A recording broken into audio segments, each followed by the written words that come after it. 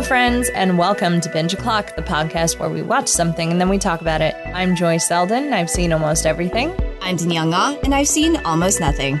We're here today to talk about Kipo, Season 2, Episodes 5 through 7. And I'm going to get it out of the way. A lot happened. You're welcome. There it is. There it is. There's the one time I'm allowed to say it. But yeah, we open with a two-parter. Yes, we open with Fungus Part 1. I don't really think about these as two different episodes. I really think about them as one cohesive episode that's about approximately 45 minutes long. Yeah. I mean, they might as well be because, I mean, I guess there is kind of a nice dramatic moment between the two of them. There's a slight cliffhanger. I mean, I might argue but it that the feels cliffhanger... more like... the cliffhanger, sorry. No. I think the cliffhanger at the end of Part 2 is way more cliffhangery than anything that happens between these two episodes. Yeah, no, I 100% agree. Like, I think that if we had done just another 2 episodes, I would have ended episode 6 feeling like, I have to wait another week, you know? Whereas, I mean, between 5 and 6, there was a little bit of that, like, will the dynamic duo make it kind of feeling? But yeah. It was a bit more of a fade to black commercial break moment than I need to wait a week for this. Yeah, a child giggling into the silence and then cut. But we're getting ahead of ourselves. Pulsating fungus surrounding the crew. So yes, these episodes start with our team on their way to Kipo's parents' burrow, and they run into Mullholland, who I'm so glad is back in the show. I know. Mullholland, I don't know. He might be like low-key my favorite side character. I don't know. He's complicated. He's interesting. I love that he's... What is he? Is there a way that you can be evil and neutral at the same time? Do we just call that chaotic neutral? No. He's He does bad things, but not maliciously. Not maliciously. He might be chaotic neutral. I don't see that. I'm truly terrible at that grid. It really messes with my brain. I'm not really great at that grid either. I mean, like if you look at him on the basis of like nature, really the only thing he was doing was eating. Yeah. You know? Exactly. And like who's going to be, you know, it's not like you don't get mad at the lion for hunting a hyena, you know, like the antelope on the plains. And he tried to his best to make people happy as he's consuming them. You know, he doesn't have to do that. You know, I feel like it's, I mean, this is another Centaur World reference, but it feels like the shaman whale Tar. That's what it feels like. It feels like she just, you know, like, and for those of you who haven't seen it, obviously spoilers, so skip ahead a couple minutes. But basically, people come to see her. They're usually very sad and depressed.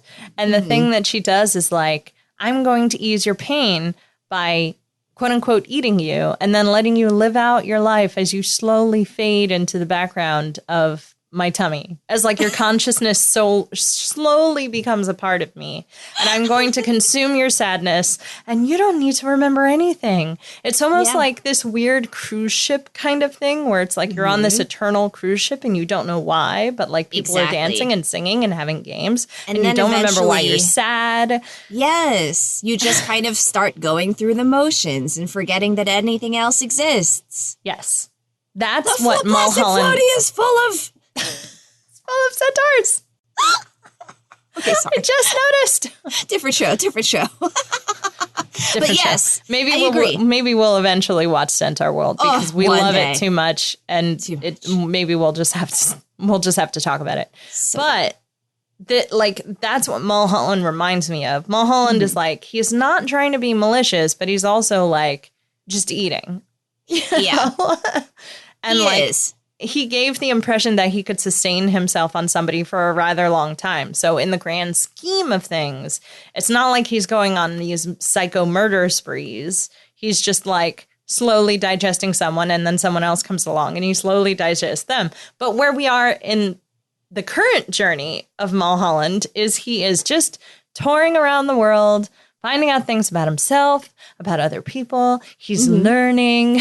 He's learning. This ridiculously OP character. I know. Is who he can be anywhere, everywhere. at any time. He can be everywhere. Because he is, and he can take on any form and any size he wants because he is just, he is more than the sum of his parts, but he is just billions of tardigrades, right? Yes. So add this to the list of ridiculously OP characters in this show. I think he probably sits right behind Dave, who continues to be immortal. I love the tip of the hat that this run of episodes gives Dave in terms of his immortality. But that's off topic. And he's a hive mind is the other thing. Right? So not only is he traveling all around the world, learning all about himself, seeing what it feels like to help people, he also reapproaches Kipo and crew because he thinks that he's near the burrow that they're looking for. Yeah. You know, in the same way that Benson is like, you have to earn the cheers. You know, like he's slowly beginning to understand that when you do good deeds, you feel good as a person. As a collection of tardigrades? As a being. As a being. As an omnipresent being. Near omniscient. No, just near kidding. Omniscient. I mean, he might as well be. I don't know. Maybe he's filtering all that information at like a billion times a second. I don't know. But don't worry, friends. We'll see him again later on in the next episode. But yes, so they have found the burrow, and it's a very we're on a fetch quest. We're looking for an anchor. The Chevrolet sisters told me I'll know it when I see it. I'll get a feeling and I will just know.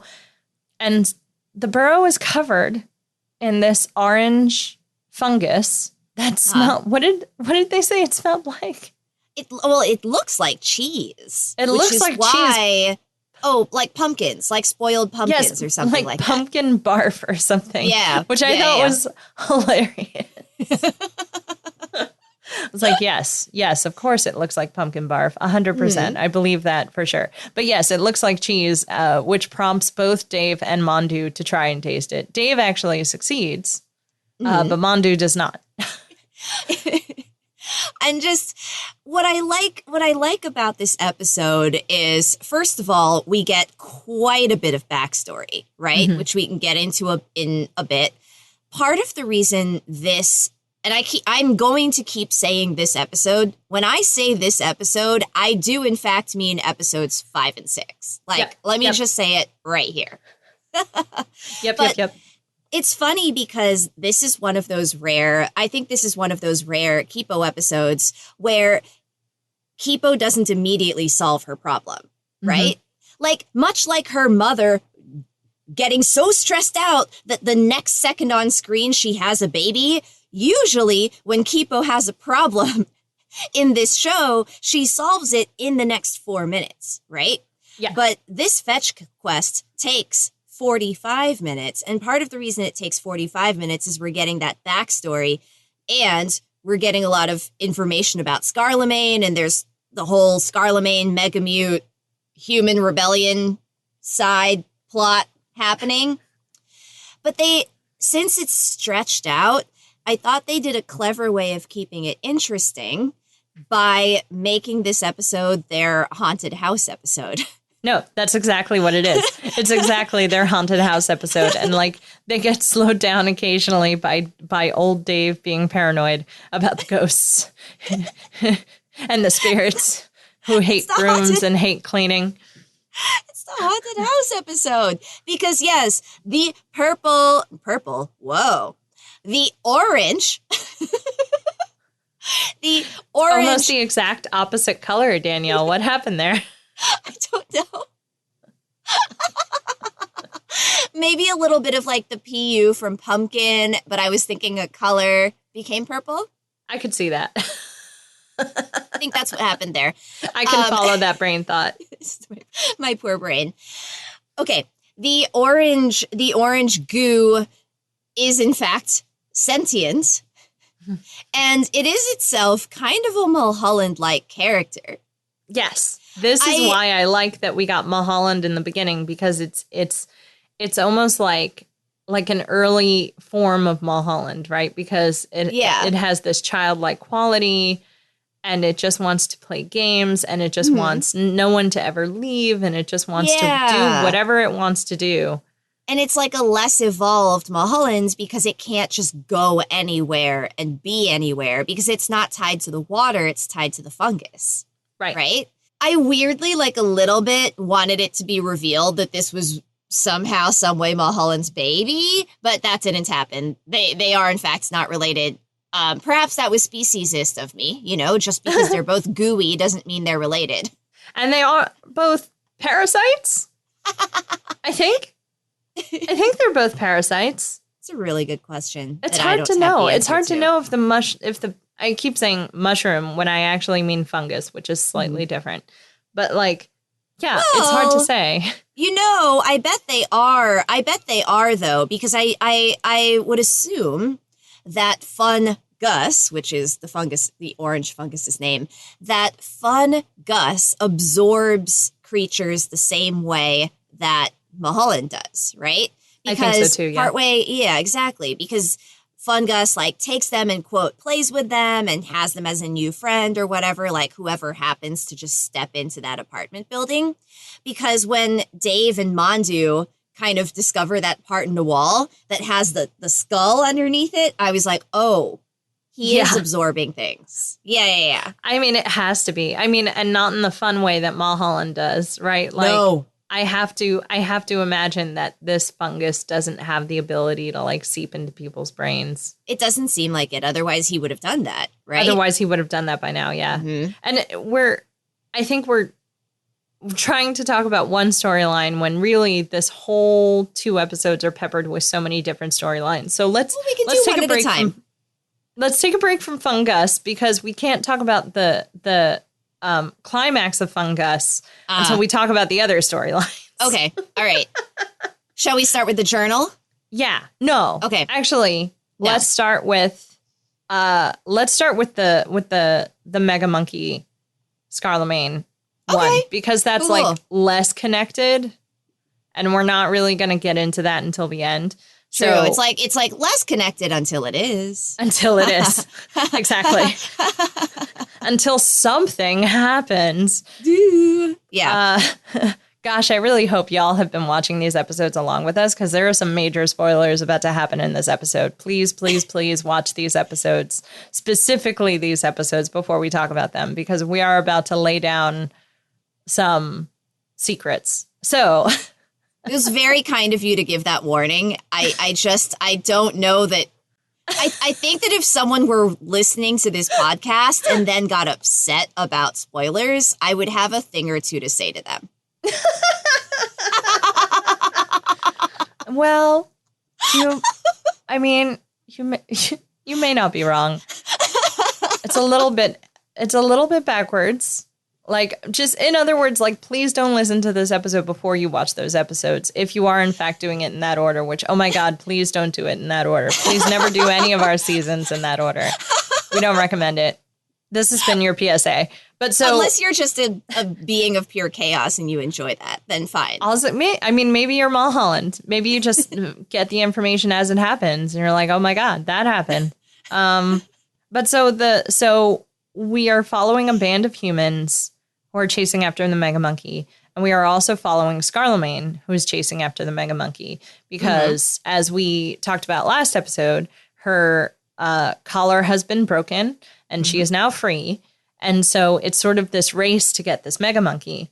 And at first, we've seen what Scarlemagne uses the Mega Monkey for, right? Right. We know. Well, have we? Actually, I might be wrong about that. It's interesting, and I don't know whether it's because I just haven't seen the show all the way through. Mm-hmm. So maybe this ends up being less inferential than I feel like it is. But at this point, I'm going to just skip ahead a little bit, right? because you're right. There's the two teams of people that are chasing the mega monkey. And eventually it's revealed that the team of humans is led by Dr. Amelia, right? Who recognizes and knows the mega monkey and, in fact, had enslaved the mega monkey for 13 years, right? Right. And then Scarlemagne Scarlemagne reveals to us that the way that Dr. Amelia had enslaved the mega monkey was by stealing pheromones from Scarlemagne. So then my understanding of that, especially because of the way Scarlemagne approached the mega monkey first, like by talking to her, is that the collar wasn't made by Scarlemagne. The collar was made by Dr. Amelia. Yes, that is true. So then the question is, way at the beginning of this show, when the mega monkey dug into the burrow of humans, who sent her? Was that Scarlemagne or was that Dr. Amelia? Was that Scarlemagne or was that Dr. Amelia? I don't know that information. I think I don't know that information. I have a guess. You know, it's funny to me because well, first of all, I can't remember. So if I reveal something by accident, it's not my fault. Whoops, yeah. Like, I don't know if they're going to tell me definitively or if I'm just supposed to put the clues together. And the clues are Dr. Amelia made the collar, so it must be that Dr. Amelia told the monkey to dig into the burrow, which could make sense because Dr. Amelia has been looking for the half-mute child for 13 years. Like, Dr. Amelia was also looking, and Leo. Yeah, and Leo, the first thing he said as soon as there was, like, any kind of sign of trouble is, like, they found us. Yeah. Which is also a big hint because in this episode, the they is Dr. Amelia and her group. Exactly. So that's what I think was happening, but I don't know if that's just my inference and if the show is going to explain it further. The show may explain it further. My take on it is, my half-remembered take on it is that Scarlemagne felt like he was being very, like, cordial. And, like, I feel like he knows who the mega monkey is. Yeah. But almost like they hadn't met in this way before. Did you get that impression? Yes, because when he first spoke to her and she communicated back to him, he went, "Oh, so you do understand me." And then he continued the conversation. So exactly. I don't think he'd ever spoken to her before. Yeah, and I just feel like, and again, maybe that's because she was under the influence of pheromones before, and maybe he wasn't able to speak to her before, but he was able to, like, somewhat manipulate her in a way. But I just get the impression that this is, like, their first meeting I think so. With her as a mega mute. Let's call it their first conversation. Yeah, their first conversation. And, like, there's this mad dash to find the mega monkey. Dr. Amelia actually gets there first, but she kind of botches it up. Yep. Because the mega whole monkey time, hates her. Yeah, I know. And the whole time, it's portrayed as this, like, you know, Dr. Amelia is there to help the mega monkey, you know, and, like, you're kind of not really sure of her intentions or her two henchmen who are with her. Like, are they henchmen? Does she mean harm? Does she not mean harm? And it's a little bit of a question. Yeah. And then I think there's this shift once the collar is there and she's like, let's get this on this monkey.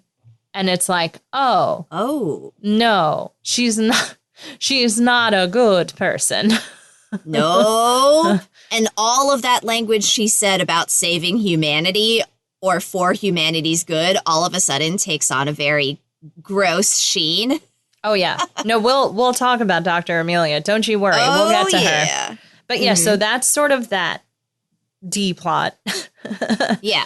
But the B plot is all in flashback, which is how Leo and Song, Kipo's parents, came to the decision to create their own mega mute. And the easiest way they knew how to do that was to literally have Kipo and have her be a mega mute so that humanity could live on the surface and be safe because Kipo would protect them. Yeah. Which is interesting because it's like, I love that they don't, like, I love that they're not trying to, like, I think I mentioned this before and I was trying not to, you know, spoil anything, but there's this drive with the Oak family of like, we don't have to change the things around us drastically. We can live in harmony with the thing, but also it is extremely dangerous and we still need to protect ourselves. And I think that's a very interesting take. And it's like not entirely pacifist and not entirely aggressive. And it like straddles this line between, yeah, you want to live on the surface. The surface is a great place to be, but also it's extremely dangerous and you need to have protection. Yeah. And I don't know. I think that part of it is that I haven't finished the show yet. So, well, I think that it's more that I haven't seen the show yet and not that I'm not understanding. Sure. But I do actually still don't understand exactly what's going on there in terms of reversing mutations versus creating half mutes and why creating a half mute. Like I know that Leo and Song are all about creating half mutes versus, I think, reversing mutations. Right. Which is where Dr. Amelia sits. Dr. Amelia is all for reversing mutation. Yeah, but at the same time, I don't really understand how the idea of a talking mute plays into that because they keep on throwing out hints about talking mutes without actually explaining exactly what's going on there, right? Right. Like the show thus far implies that Scarlemagne, who at the time they were calling Hugo, like the mom literally says, like, Hugo said my name today. He can think. And then Dad responds, we can't take that away from him. And I'm like, but why would reversing his mutation take that away from him? Because then he'd be like an OG monkey? Yes. So the talking comes along with the mutation. I'm going to spoil that for you because that's fine. That makes sense, right? That's what's going on. So Dr. Amelia wants to reverse all the animals back to creatures that she can control. Exactly. And or creatures that are not Song. a threat. Like, look, a giant mega dog is a huge threat, right? You know, and even Leo. I also mean like creatures you can control, as in if they took all of the talking mutes and reversed the mutations so that they were no longer talking sentient creatures, right? Then they're under human control again. Exactly. And she's against half mutes because, well, we can get into that later because that's an episode 7 issue. Yeah, for sure. Okay.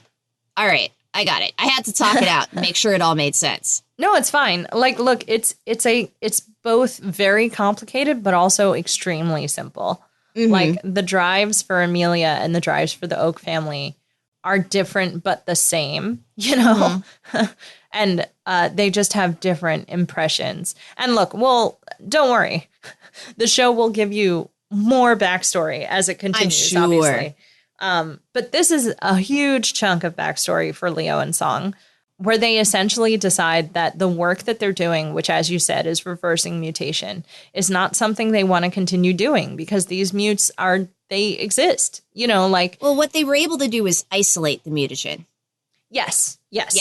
But with the express purpose of reversing that. And, you know, once they isolate the mutagen, and you can really do anything you want with it. Well, exactly. So it's like one of those pieces of science where you think to yourself like, oh, wow, this could have so many interesting applications. And then on the flip side, it's like, or we could, you know, or we could do the eugenics thing. Yeah, exactly. It feels very eugenics, friends. There's a lot of, there's just, it's brimming with eugenics. It's just kind of in the air of these episodes. I know. Or in the water? In the water? It might be in the water. With Mullholland? No. With Mullholland? Mullholland's trying to talk them out of being eugenics. We've gotten off track.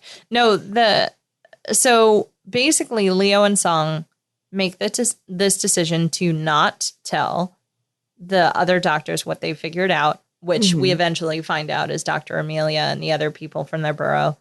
Yeah. And instead, they decide this plan to mutate Song's unborn child, which I think is so funny. They juice up 4 of her eggs. And the one that sticks is the jaguar. Yeah. But it's funny to me because it's like, you know, she has that thing where like, you know, some cells from the baby can be transferred to the mother. So like if the baby has an, it's not always an illness, but sometimes it's like an additional, you know, thing of the blood where the mother can feel the effects, even though the mother doesn't have anything and it's all the baby. And it's like, it's so funny because it's like she's growing this jaguar baby, but she is experiencing other mute side effects. Well, that's actually a piece of it that I found kind of confusing. Granted, and here's the giant disclaimer, I know nothing about the science of this beyond that it can happen. And I did zero research into precisely how that works. But when I was thinking through, like, my understanding of that process is that if she was absorbing this from the baby that from the cell that actually stuck and that actually survived, then wouldn't she have the same traits as the baby? So this is interesting. And look, friends, I just Googled it. I'm sure there are scientists out there who deal with this in much, much more plainer English and like every day. But it does say as early as the 2nd week of pregnancy, there is a two-way flow of cells and DNA between the fetus and the mother. Cells containing DNA from the fetus cross the placenta and enter the mother's blood circulation, while cells from the mother cross in the opposite direction and transfer into the fetal circulation. Maybe the monkey one was viable for a while, right, and then eventually was no longer. That's but what I'm it was thinking. viable. It was viable for long enough that she took on the monkey form. I just love the idea that, like a cat, she tried all 4 all at once. Let's see which one sticks. I mean, it's what you got to do, right? I mean, true. That's true. When you're trying to save the planet. Speaking for, well, no, let me dial this back. I was going to say, speaking for myself personally, right? Like if a human were to erupt from me, I would like to know what kind of human, like as much as like, you know, the idea of it could be covered in scales or in fur or what was the other option? A jaguar, there was a Komodo dragon, a falcon. Komodo dragon. So yeah, it could have feathers or I don't, it's in my notes, but I don't feel like scrolling down right now. No, it was Komodo dragon, monkey, the falcon, and the jaguar. Like, I feel like I would do like all 4 jaguars so that if or when one of them is viable, I'll know like, okay, so here's what I'm expecting. I'm expecting claws. I'm expecting fur. I'm expecting a tail. But now I'm also thinking through the quote science of it because this is bad science, folks. This is bad science. It's pretty bad science. I'm thinking through the science of it and I guess, in her mind, she wasn't sure which of these creatures' DNAs would mingle best with the human ones. And so she was like, well, rather than, like, I should just try 4 different things. And I think that's ultimately where she fell. I did like that Leo was like, what about worm? I was like, do you really want our kid to be a giant worm? So, like, obviously, at least one of them was thinking about this. It's like, hey, Kipo, you could have been a giant worm. 4 apex predators. So anyway, that's happening on one side of the episode. Yeah, that's happening in the flashback.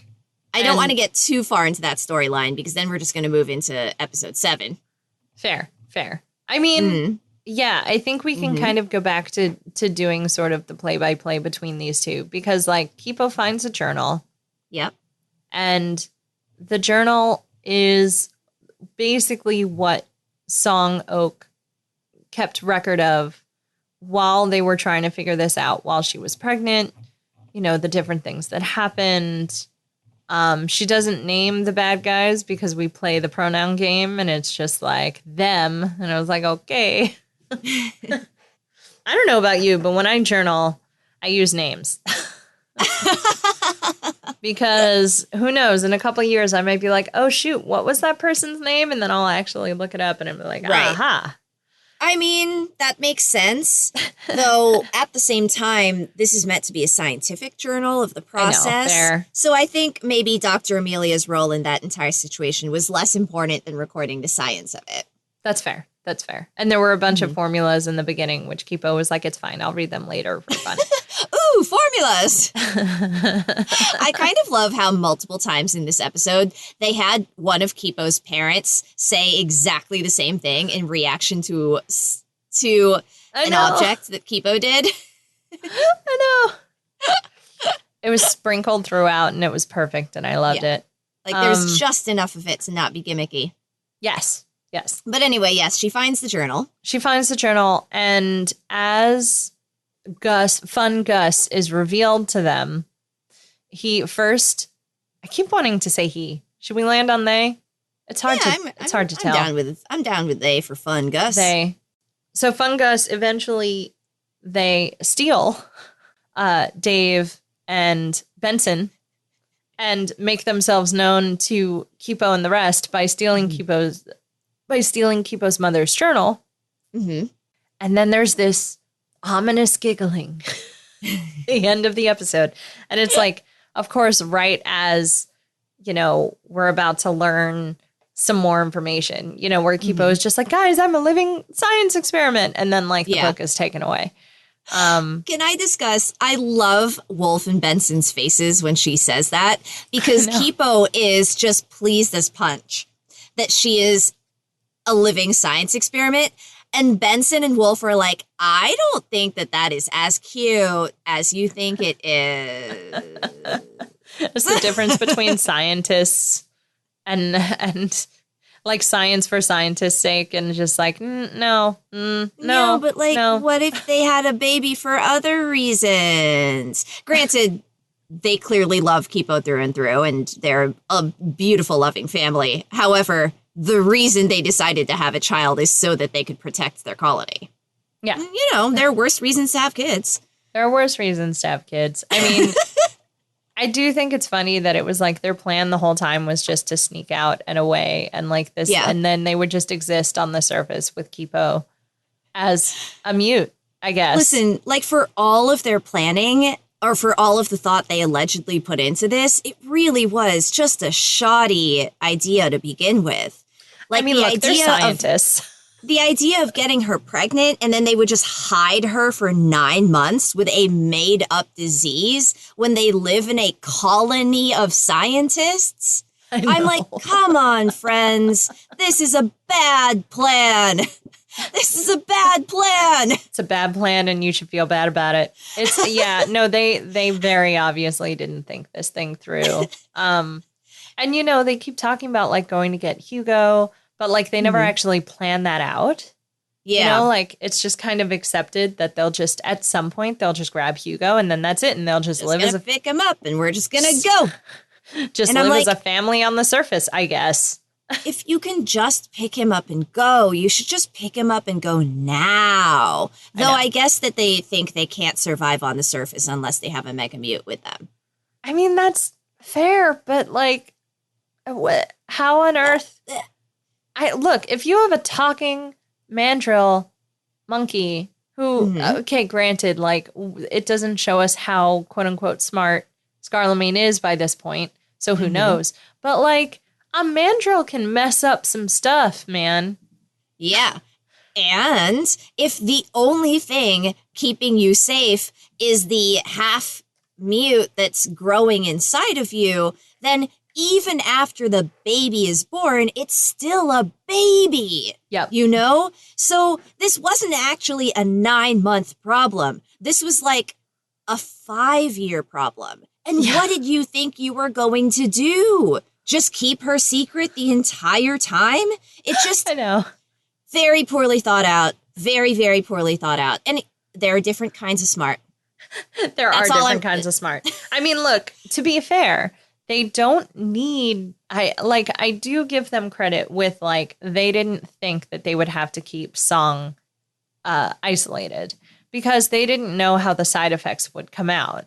No, but they didn't know how those side effects would come out, but they knew how the baby side effects would come out. Yes, they did. So, like, once the baby was born, they were going to be in exactly the same position.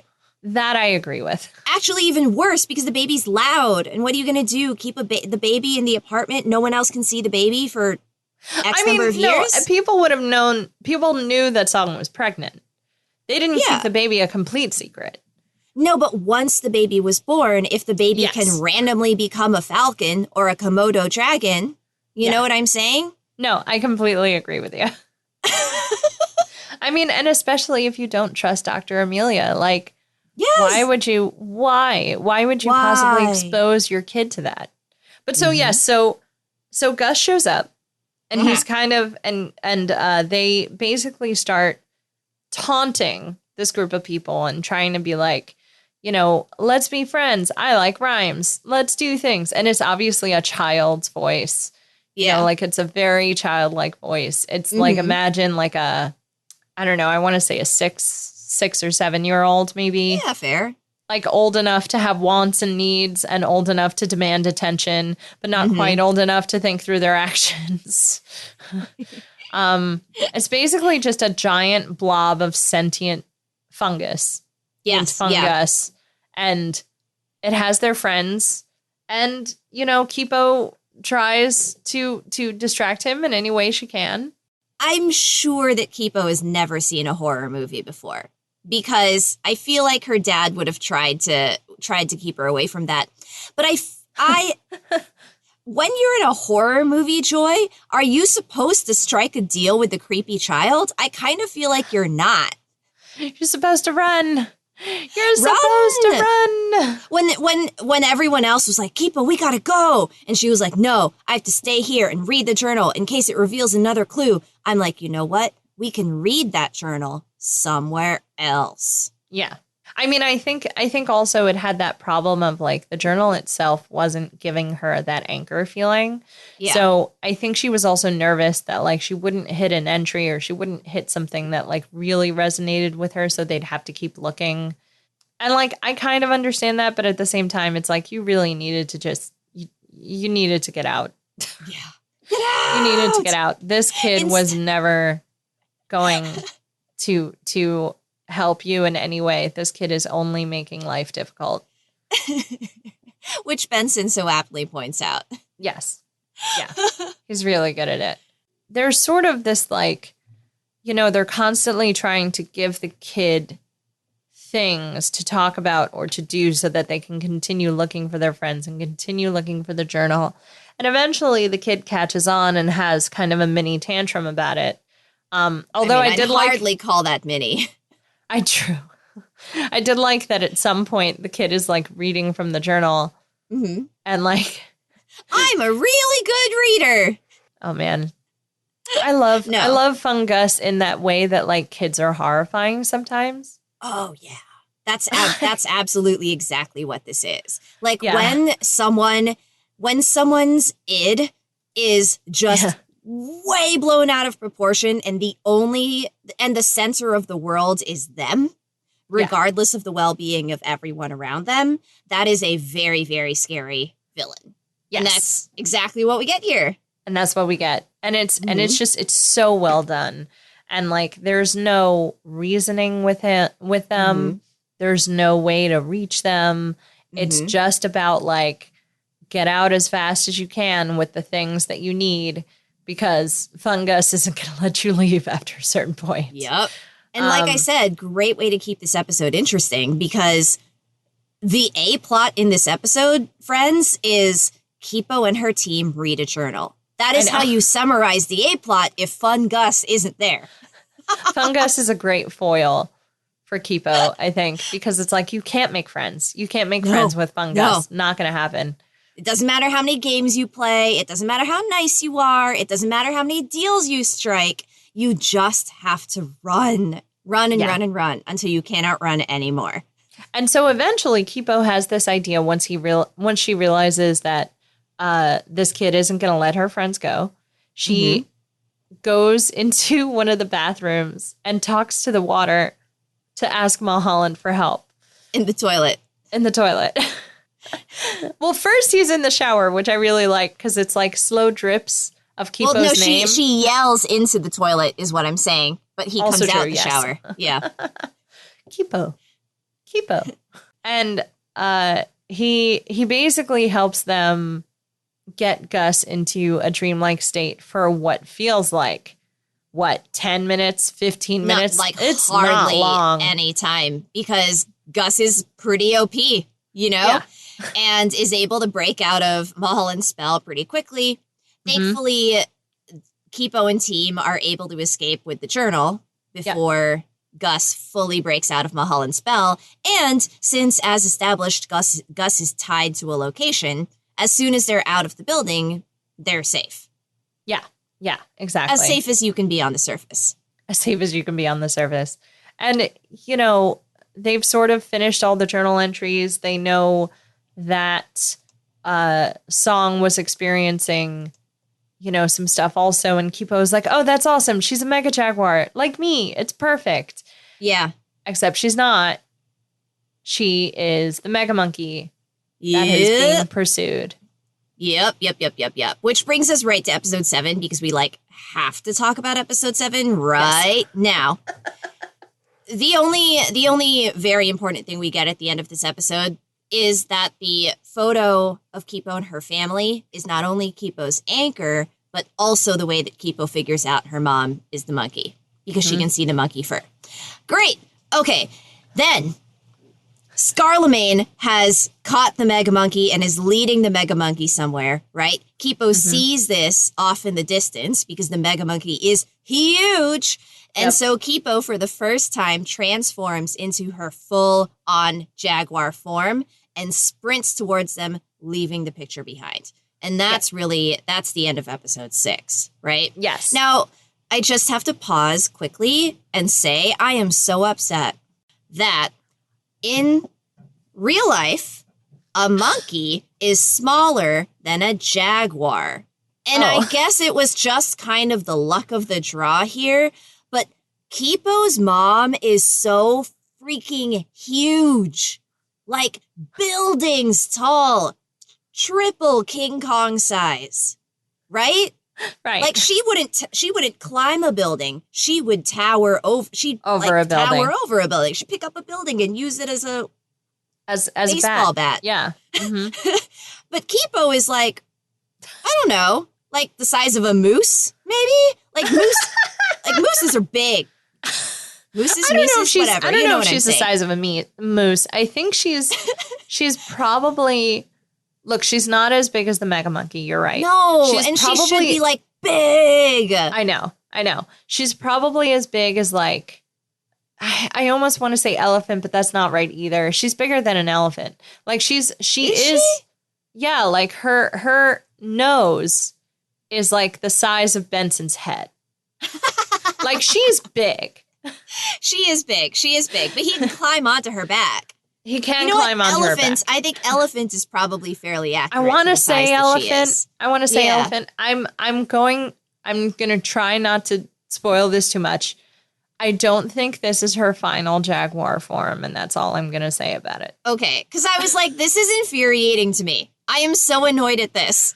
I can't guarantee that she will be bigger than her mom, but I can guarantee that she gets bigger.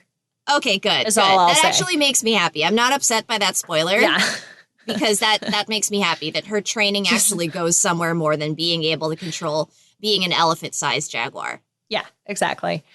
No, I think, and this is also, well, technically this was in episode 6, but I want to address it here really fast. I know we spoke in the last episode about how, like, Scarlemagne has this thing where it's like, well, they're just a mute, and if I talk to the mute, I can convince them that humans are bad. Yeah. We had this with Scarlemagne talking to this mega monkey and being like, and then we will be able to destroy all the humans or have them under our employ. And then that's just it. And the mega monkey, of course, who is Song, is like, that's not at all what I want to do. And runs away. She was like with Scarlemagne when Scarlemagne was just saying like, we can get revenge on Dr. Amelia together. She was like, yeah. And then as soon as he said, and then all humans, she's like, nope, Nope. Too far. No, thank Not you. what I signed up for. No, thank you. But yes, Kipo is out of control. She's chasing after her mom. She's not going to make it. Like, she's just not. Even as fast as she is, she's not able to keep up with how fast they're going. Yeah. One of the flamingo... She's small, again. She's small. I just want to make that clear. I know. I wish you could all see Danielle's mad face about how small Kipo is. But, like, she's also completely out of control and a very large cat. Like, yes, she's small, but she's also a very large cat. And so, like, this flamingo, like, circles back to kind of see what's going on. And Dr. Amelia, because they've been following this mega monkey, manages to, like, dart the human on this flamingo. And like, oh, we can just question him when the mind control wears off, kind of thing, right? But in the meantime, they have this mega mute running around, and all of a sudden there are these children who are like, hey, Kipo, look down here. And Dr. Amelia is like, what? Benson uses the power of heart. Benson uses the power of heart. I did, in fact, imagine you saying that as soon as it happened in the episode, because I was like, it's... It is one of his power moves. You only get to do it once a session, but when you do it, it is super effective. Is Benson a bard? I feel like Benson's a bard. Is he a bardic thief? I don't know. You're asking the wrong person. I revealed earlier this episode that I don't really know how to use the chaos versus, I don't understand. The good, evil, chaos, neutral, blah. Yes. Yeah. I understand it, but it eludes me sometimes. It really does. Fair. How to put people in specific categories. So don't ask me. You're asking the wrong person. Totally fair. I mean, he feels like a bard to me. Anyway, we need to talk about this episode. So this episode at its core is Dr. Amelia taking advantage of these kids because she looks at Kipo and is just like, aha, the weapon I've been looking for 13 years. Yeah. And not only a weapon, not to interrupt your summary, not only a weapon, but something that she considers just like a scorn to the human race, Yeah. And listen, the instant someone says anything about contaminating a specific group of people or creatures, it's like the biggest red flag. I know. It's like, oh, we said contaminating the human. Okay. All right. Yeah. Well, and that's the villain. And you have contaminated your own DNA and genetic code, and you have ruined humans forever. It's like, that's not what we did, but also you're sounding a little fashy and a little eugenicsy. Little eugenicsy. Like, at some point, I know she used the word contaminated already, so there it is. My major red flag. At some point, she's going to say the word purity, and I'm going to be like, not purity. No! Don't go that far. Don't go that far into the darkness. It's fine. She's already been, we had been dark. She dark. Yeah. That's it. Yeah. We're here. But so she is going to use these kids to her advantage. And now she's going to use this mega jaguar to her advantage and basically terrorize the rest of the planet, as her plan. I mean, listen, like she's Scarlemagne's counter, right? As I understand it, because if Scarlemagne wants mutes on top, finally, right? What Dr. Amelia wants is to dial the mutes all the way back, evolutionarily speaking, to their original animal selves so that she can control them, for humans to be back on top of the hierarchy, as it were. And so, but the step one of that plan is to break into Scarlemagne's empire, capture back all of the enslaved humans and kind of free them from his reign. But the Mega Mute is now, or the Mega Monkey, right, is now under Scarlemagne's control.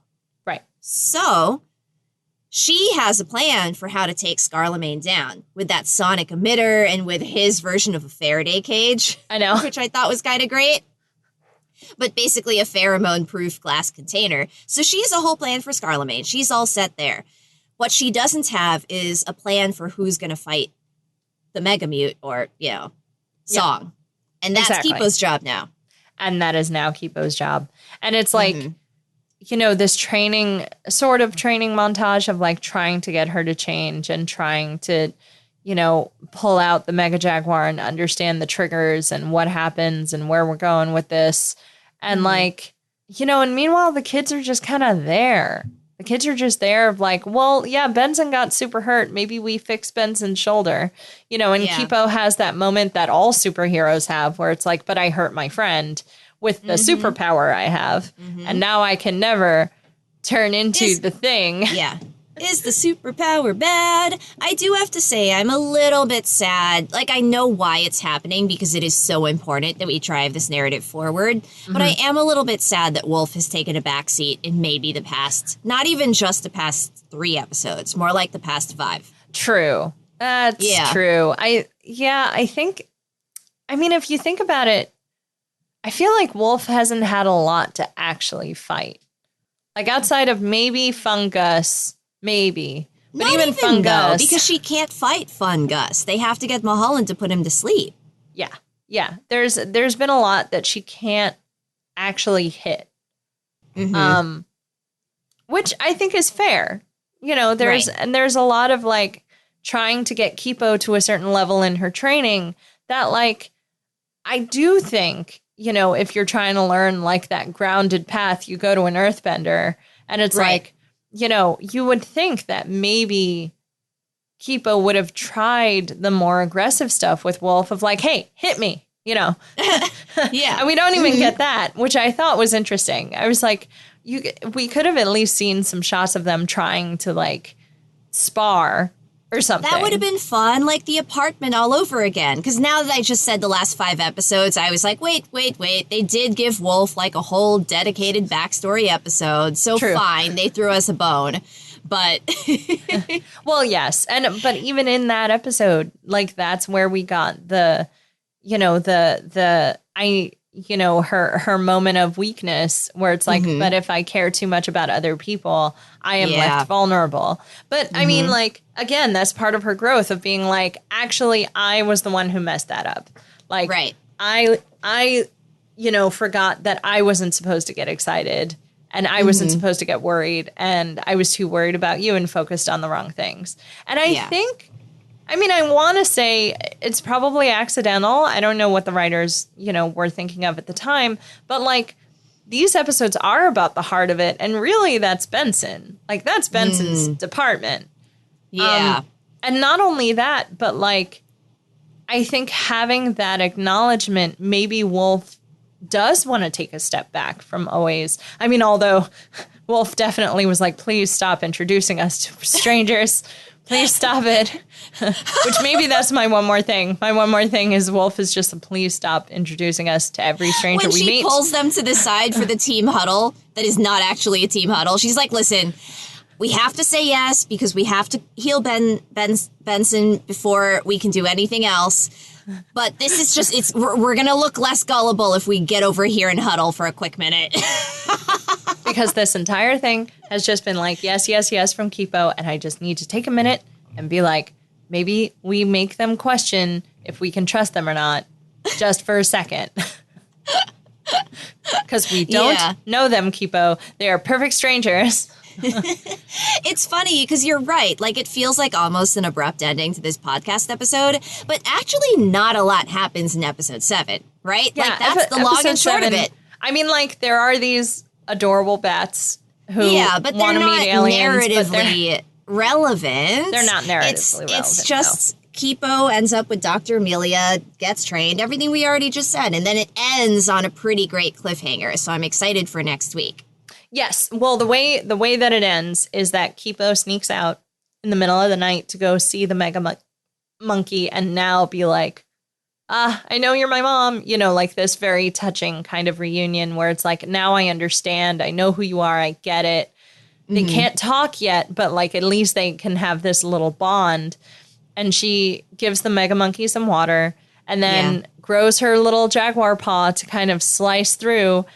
But Scarlamine's there and snatches her up and It's like, oh, I know you want to fight right now, but do you really want to fight your father? And then there's Leo, who's totally under control. And like, I love that Scarlemagne has all of this power over Kipo immediately when they meet each other. Because this is the only way that these two extremely OP characters can actually be on solid ground, right? Like, it's just, I love it. I love that as broken and as OP as Kipo is, like, you have both of her parents in chains, essentially. Yeah. And there's nothing she can do about it. And she has to listen to you. It has to be that way. Otherwise, she would just Hulk out, swipe his face, and he'd be dead. And the entire show would be over. And the whole show would be over.